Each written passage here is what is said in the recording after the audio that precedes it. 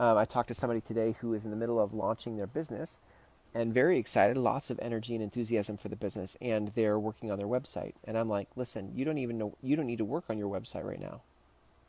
I get that we think that we do, but we don't. Like that technology, a website is not a 20% item as it relates to 80% of your results. But we think that. We think, oh, well, a website makes me legit.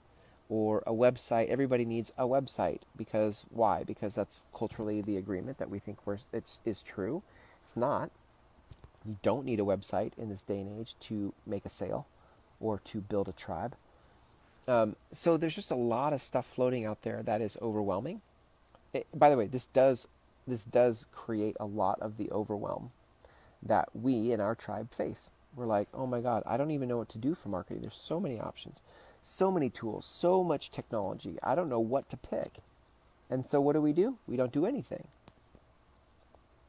So here's the tough love conversation, right? Like, you're going to have to embrace technology. It all sucks.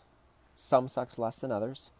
Some programmers, designers have done a great job in making the user experience simple and easy for people like us, right? And then many of them just aren't and don't.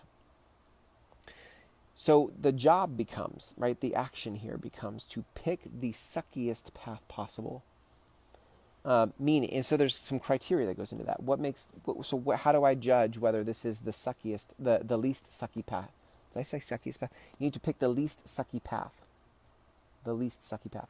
So what is the criteria for the least sucky path of technology in marketing? Well, one, I think it should be easy to use.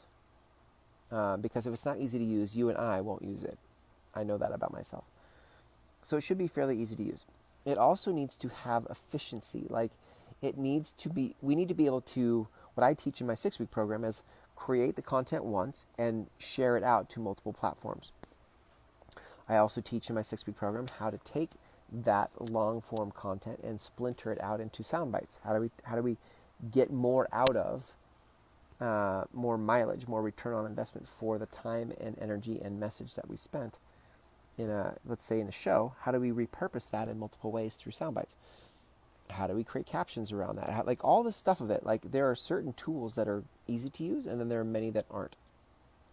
Now, even the easy tools, you still have to take a deep breath to use them, right? Why? Because if you're like me, we're wired to interact with people. And so when we sit in front of a computer screen to do task-oriented stuff, it is a pain. We can do it. We can make ourselves do it. We have a history of being able to do it. But it is pain. We don't really want to do it again for a couple days, right? So it needs to be easy to use. It needs to have efficiencies that repurpose our content, that give us a bigger return. Like we set it up once, and then it goes to work for us multiple times so that we don't have to keep going back and doing the same thing over and over again. And then it needs to put the technology that we choose to use on the least sucky path to expansion needs to have, what's the word I want to use? It needs to put us out there as big as possible. So some things you do don't put you out there very big. And then other things you do, same amount of energy, same amount of time, put you out there bigger, right? So we want to start to organize our time and our energy for things that give us a bigger return on our energy. What would that be? Return on energy, ROE. ROE, we should coin that now, right? What is your ROE on this technology? I like that. I'm going to use that.